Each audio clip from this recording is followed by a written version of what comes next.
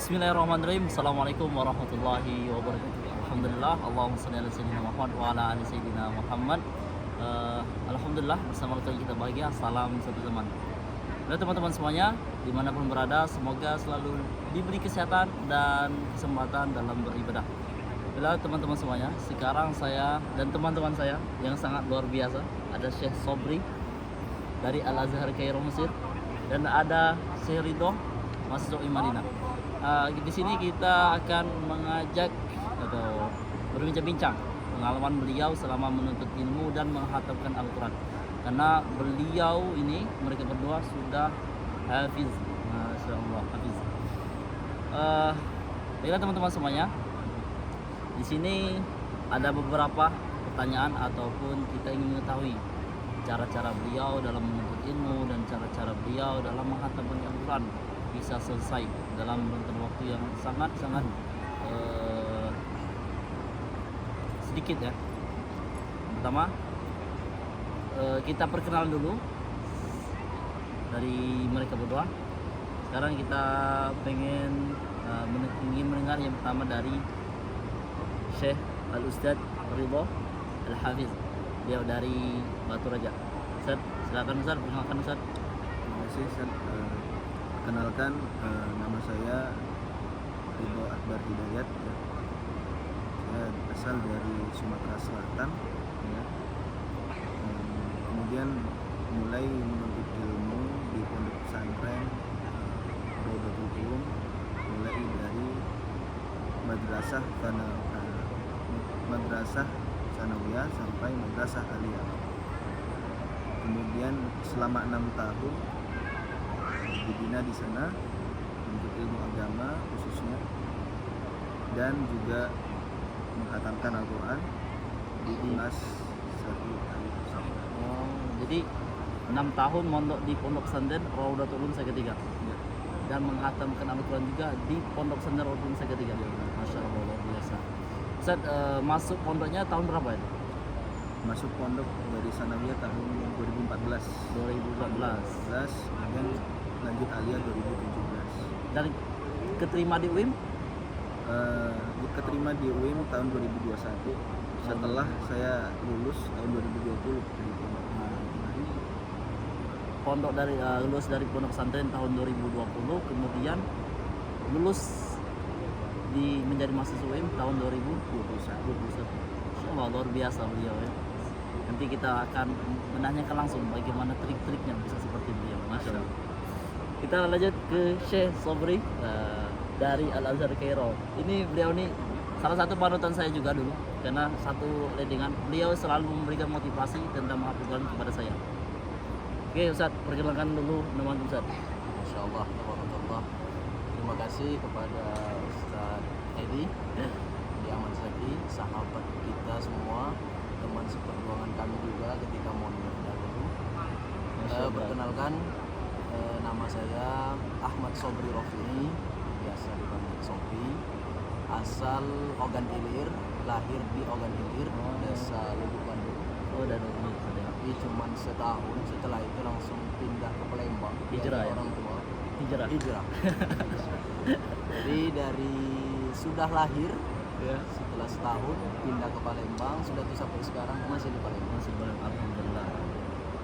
Kemudian melanjutkan pendidikan di Pondok Pesantren Darul Hufaz Lampung Selatan. Ya. Saya menghafal Al-Quran di sana, ya, menyelesaikan pendidikan di sana selama 3 tahun. 3 tahun. 3 tahun, kemudian melanjutkan ke pondok para masyayikh yang sama-sama Luar biasa. kita tuntut, yaitu di Pondok Pesantren Raudatul Ulum Salatiga di Sumatera Selatan itu sendiri. Alhamdulillah. Jadi antum masuk Pondok Pesantren Darul Hufaz Lampung saja. Itu tahun berapa sih? Itu tahun 2011. Tahun 2011 dan selesai menghatam Al-Quran juga Di 2014. Luar biasa. Dan dia masuk di Pondok Pesantren Raudatul Ulum Salatiga. Berangkat ke Mesirnya tahun berapa sih?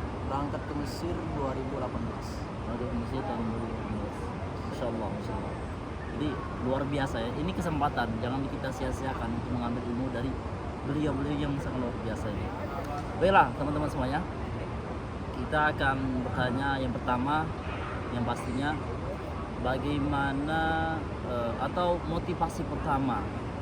Mungkin setiap orang pasti mempunyai motivasi untuk membagikan semangatnya dalam belajar ataupun dalam hal yang lainnya.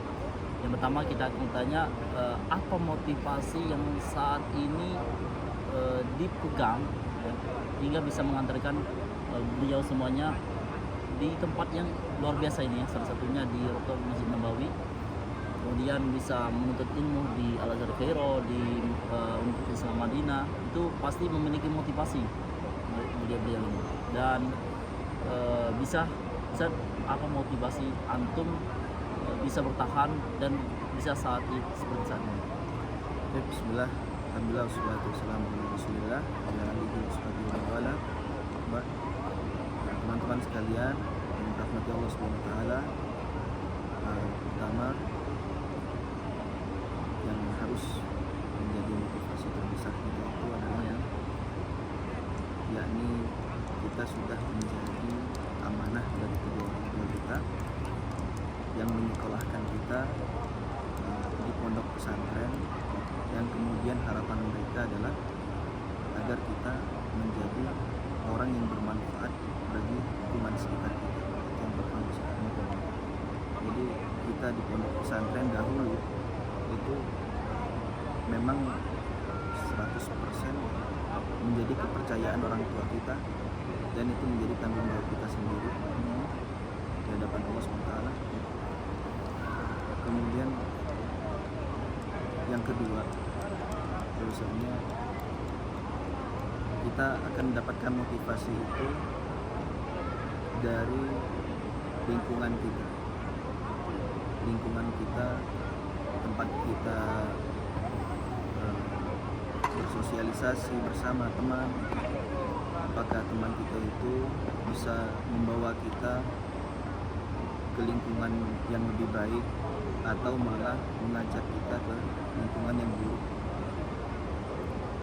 Jadi motivasi di pesantren itu memang beragam sih.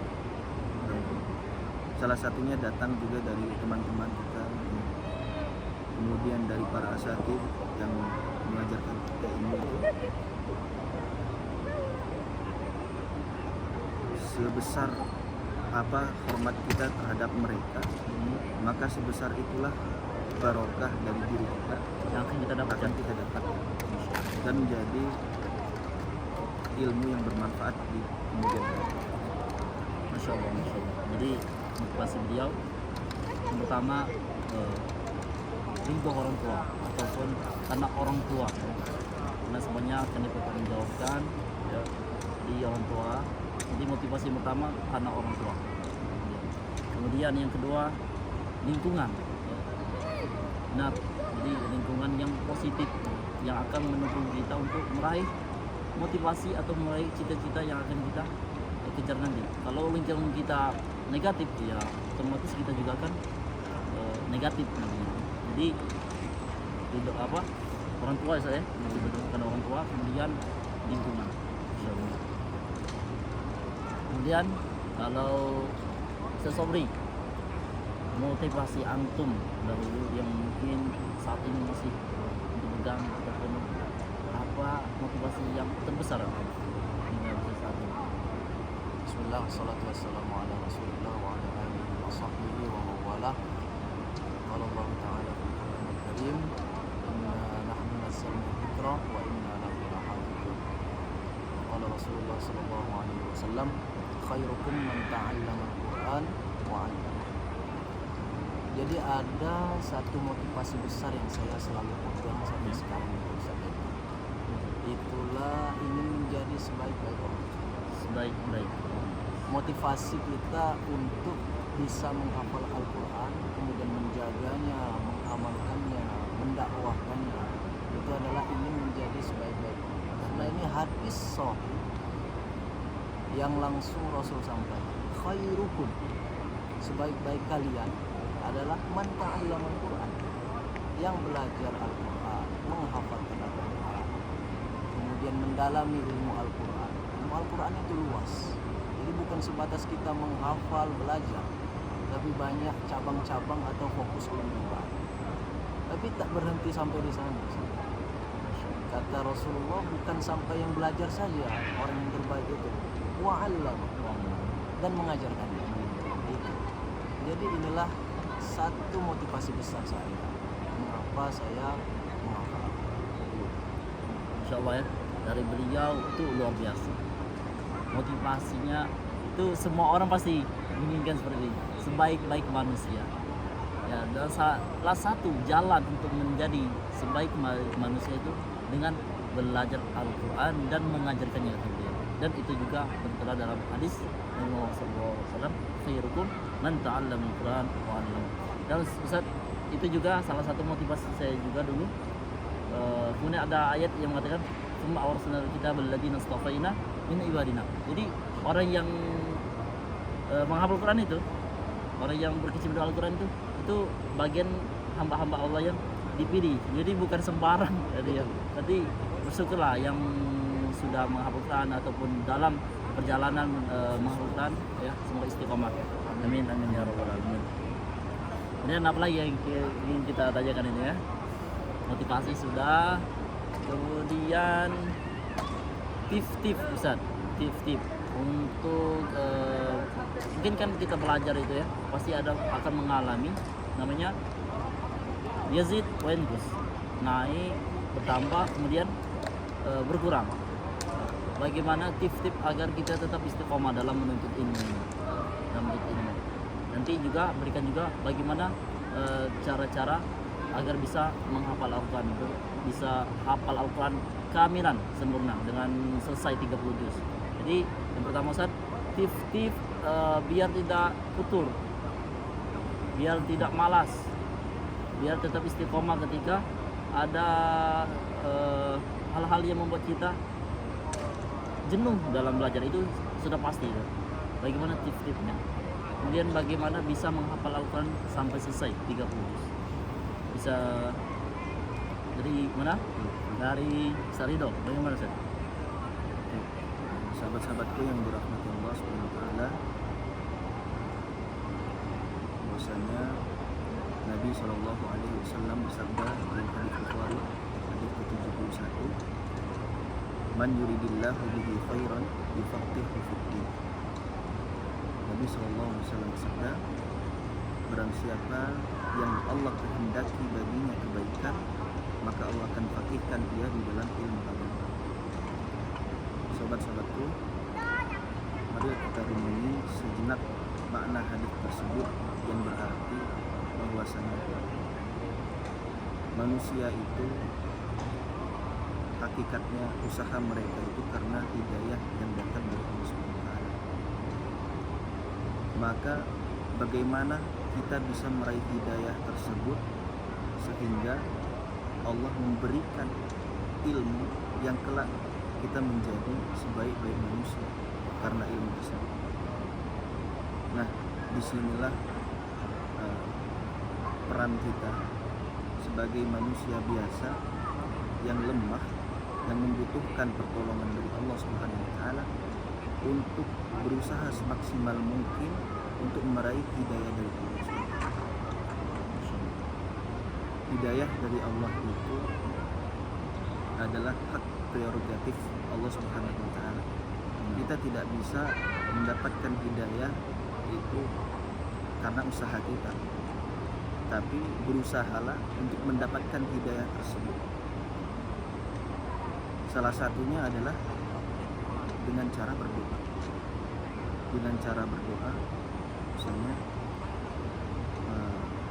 Allah Ta'ala berfirman, wa qala rabbukum ud'uuni astajib lakum. Kata Allah, maka berdoalah pada Tuhan kalian, kalian akan diijabah. Wa idza sa'alaka 'ibadi 'anni fa inni qarib. Kalau wahai Muhammad, kalau mereka bertanya tentangku, kata Allah, maka katakan aku dekat. Ujibu da'watad da'i. Aku mengijabah semua doa hambaku yang ingin berdoa padaku. idza da'ani falyastajibu wal yu'minu bi la'allahum yarshudun. Maka penuhi semua panggilanku, kata Allah, baik perintah dari Allah ataupun larangan dari Allah. Wal yu'minu bi la'allahum yarshudun, dan berimanlah kepadaku dengan iman yang hakiki. Artinya percaya dengan Allah Subhanahu wa taala, husnudzan, la'allahum yarshudun, dan kelak kemudian Allah akan berikan petunjuk, Allah akan berikan kemudahan. Sahabat-sahabatku yang dirahmati Allah, proses belajar itu memang kita melalui proses yang panjang, kemudian melalui proses yang jenuh, juga ada proses pada saat kita semangat. Nah, ketika kita lagi jenuh, itulah kita sangat butuh dengan pertolongan dari Allah SWT. Perbanyaklah doa. Kemudian kata Allah, inna rahmatallahi qaribun minal muhsinin. Yang kedua, bahwasanya rahmat Allah itu sangat dekat kepada orang yang suka berbuat baik. Kemudian perbanyak juga amal soleh. Kata Allah, wal asri innal insana lafi khusr illa alladziina amanu wa 'amilus shalihat wa tawassaw bil haqqi wa tawassaw bis sabr. Demi masa, sungguhnya semua manusia itu dalam keadaan merugi kecuali orang yang beriman dan beramal soleh. Artinya di sini Allah tekankan pada kita bahwasanya untuk mencapai kemenangan, mencapai hidayah Allah Subhanahu wa taala itu dengan cara beriman kepada Allah dan beramal soleh. Itu salah satu agar tips dari saya hanya menyampaikan bahwasanya yang Allah sampaikan dan Rasul sampaikan, hidayah itu didapatkan dengan cara beramal soleh. Salah satunya Masya Allah ya. Dia tadi mengutip salah satu hadis ini, wah luar biasa. Man yuridillahu khairan faqihu fid din. Ya. Jadi kalau Allah menghendaki kebaikan pada hambanya itu bukan diberi harta Ustaz ya. Bukan diberi jabatan, tapi yang pertama Allah beri apa? Pemahamannya terhadap agama. Kemudian kata dia banyak-banyak berdoa, kemudian banyak-banyak beraktivitas, beramal soleh, ya, lakukan semua amal soleh dengan semaksimal mungkin. Kemudian beriman, ya, dengan sebenar-benarnya imannya. Karena kalau kata dia tadi, kalau kita lagi lagi jenuh, lagi tidak semangat, itu siapa yang akan memberikan semangat itu? Ya itu Allah. Dan bagaimana Allah akan memberikan hidayah itu kalau kita tidak beriman dengan sebenarnya kepada insyaallah. Luar biasa Ustaz ya. Dan Ustaz, dari antum ini bagaimana Ustaz? Tips-tipsnya itu sudah luar biasa sekarang ya. Tips-tips agar nanti misalnya kan ada namanya jenuh, ada semangat, kemudian tips agar bisa menghafal Al-Quran. Bagaimana Ustaz? Innallaha la yughayyiru ma biqaumin hatta yughayyiru ma bi anfusihim. Allah tidak akan merubah suatu kaum, suatu pribadi, orang itu sendiri, sampai orang itu sendiri yang mau berubah, mau beramal soleh, mau mengerjakan kebaikan, termasuk mau menghafal. Jadi hidayah pun harus dijemput. Jadi tak akan datang sendiri kalau tak ada usaha dari kita. Innallaha la yughayyiru ma biqaumin hatta yughayyiru ma bi anfusihim. Nah, jadi hidayah itu harus dijemput Ustaz ya, dan masuk ke tablatan dengan beramal soleh. Benar Ustaz? Betul. Tapi dalam Al-Quran ini, dalam ayat yang saya sampaikan tadi, kita nggak akan berubah kalau diri kita sendiri yang tidak mau berubah. Kita nggak akan bisa menghafal Al-Quran kalau kita nggak ada keinginan, niat untuk menghafal Al-Quran.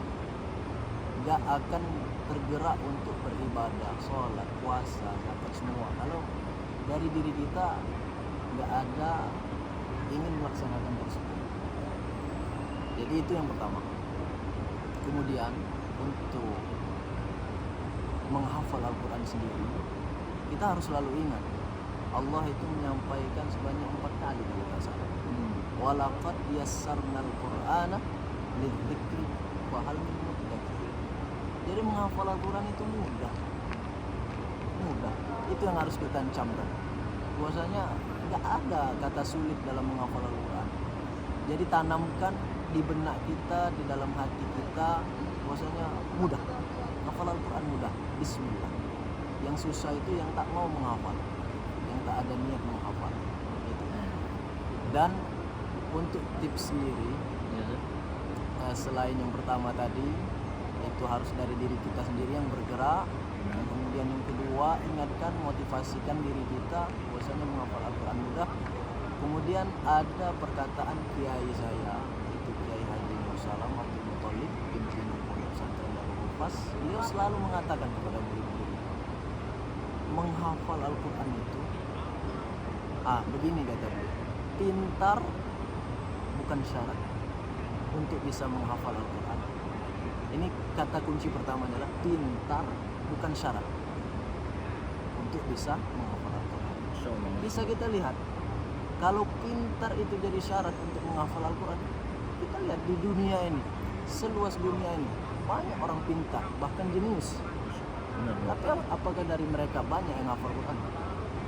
Enggak banyak. Orang-orang pilihan yang bisa menghafal Al-Quran, itu kata saya dulu. Itu pintar bukan syarat. Yang kedua apa? Bodoh bukan sebab. Bodoh bukan sebab. Masya Allah. Bodoh bukan sebab untuk tidak bisa menghafal Al-Quran. Banyak yang kita kira dia autis, bodoh, tolol, otaknya lemah, IQ-nya rendah. Tapi banyak mereka hafal Quran. Banyak orang-orang yang maaf kata tuh cacat kan, disabilitas. Tapi banyak yang menghafal Quran. Jadi sebenarnya bodoh itu bukan sebab untuk tidak bisa menghafal Al-Quran. Itu. Tapi apa?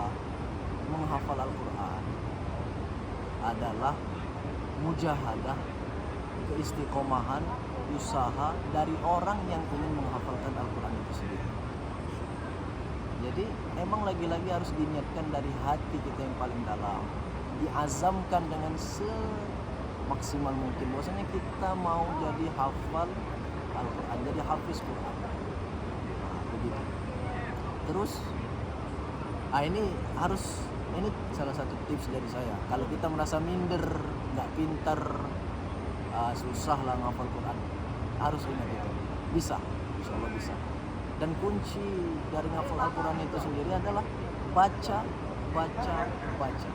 Kalau dari saya pribadi tak ada tips khusus seperti yang orang-orang sampaikan harus ngafal 2 halaman sehari atau di jam-jam tertentu. Kalau saya tak ada. Kuncinya adalah baca. Karena apa? Ini ada ilmu lagi. Masya Allah. Kenapa Al-Fatihah kita itu lancar? Bisa dites. Siapapun itu, orang Islam yang pasti. Mereka tak ada ngafal Quran. Benar. Tak ada ngafal Al-Fatihah maksudnya. Tak pernah dibaca seperti murojaah hafalan lain. Dia cuma dibaca ketika sholat. Itu balik ke kata-kata yang pertama, baca. Kita tanyakan lagi, berapa kali Al-Fatihah itu dibaca sehari sekali? Sehari. Yang wajibnya? Iya, yang wajib. Wajibnya itu berapa set?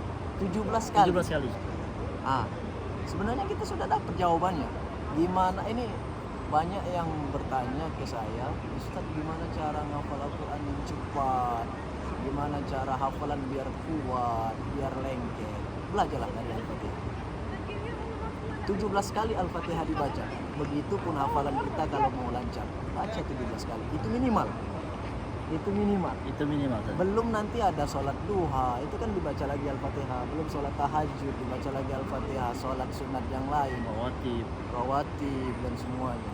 Minimal 17 kali. Kalau hafalan Al-Quran kita ingin selancar Al-Fatihah, makanya doakan saja. Saya ini on proses rilis buku, judulnya menghafal hafalan lancar selancar hafalan Al-Fatihah. Masya Allah. Kita tunggu kan nanti, Masya Allah. Semoga diberi kemudahan dalam proses rilis, dan nanti kalau sudah jadi, Insya Allah dapat hadiah ya dari Ustaz Robli, Insya Allah. subscriber yang terbaik. Ada lagi Ustaz? Jadi itu yang paling penting. Baca, perbanyak baca. Tak ada tips khusus dari saya, tapi ada penunjang yang lain untuk mempermudah. Nah, kita sebagai pelajar, mahasiswa, ini kalau bisa jauhkan yang lagi merekam kita ini, itulah HP. Baik pelajar, mahasiswa ini sangat sulit kalau sudah pegang HP. Sulit sekali. Jadi kalau bisa, ya kalaupun sudah megang itu dibatasi, dikurangi. Karena ini semuanya ada dalam HP. Jadi emang itu adalah faktor terbesar. Kemudian faktor yang kedua adalah wanita, itu yang harus dijauhi setelah HP itu. HP wanita. Tidak bisa dipungkiri. Ya ini adalah godaan terbesar para penghafal Al-Quran. Harta, wanita, tahta Ustaz. Harta, HP, wanita, tinggal tahta. Nah, jadi itu dari saya. Semoga bermanfaat. Masya Allah ya, luar biasa. Ini suatu ilmu yang kalau kita pengen mendapatkannya harus pergi dulu ke Madinah ya, pergi dulu ke Mesir ya. Tapi dengan mengklik YouTube ya, cari Ahmad Yati Arsif sudah mendapatkan ilmu luar biasa ya. Semoga bermanfaat Ustaz ya. Saya ucapkan terima kasih atas waktunya ya. Semoga apa yang diberikan ya menjadi motivasi untuk kita semuanya. Dan maaf, saya ulangi lagi dari beliau sesobri ya. Ada kalimat yang luar biasa tadi kan. Yang ingin menghafal Al-Quran, bodoh bukan sebab ya. Pintar juga. Ini beliau kutip dari Ustaz Nurholis. Nur Salam. Maaf. Nur Salam. Pintar bukan syarat ya. Yang pengen menghafal Quran, pintar bukan syarat. Juara satu kelas, juara satu umum sekolah, itu bukan syarat bisa hafal Quran.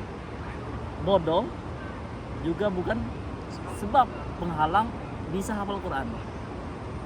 Namun penghalangnya itu yaitu dari diri sendiri. Kemudian kata beliau, kalau ingin menghafal Al-Quran itu tidak ada tips khusus dari beliau, tapi beliau mengatakan baca seperti membaca Al-Fatihah. Semakin sering dibaca akan semakin ingat ya, di lisan dan di pikiran. Tidak ada orang yang menghafal Al-Fatihah itu khusus ya.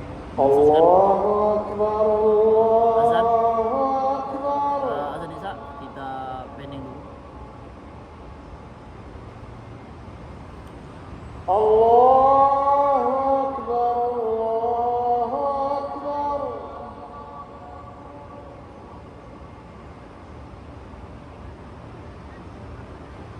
أشهد أن لا إله إلا الله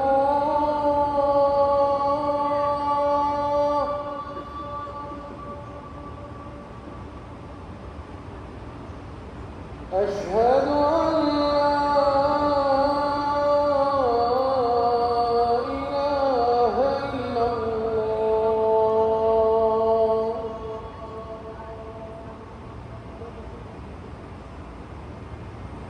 أشهد أن محمدا رسول الله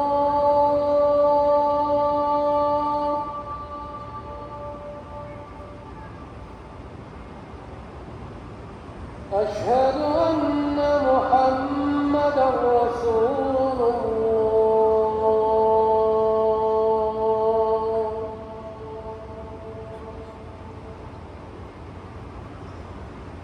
حي على الصلاة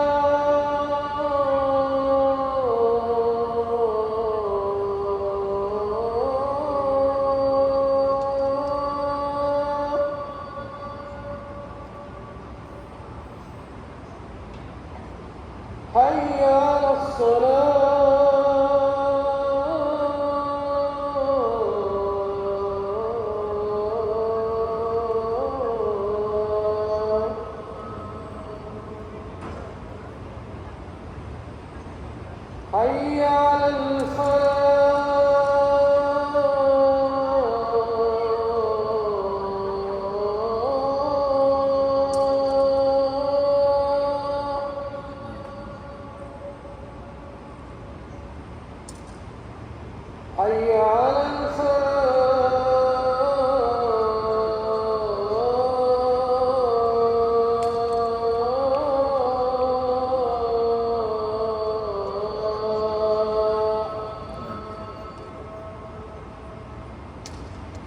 الله أكبر الله أكبر لا إله إلا الله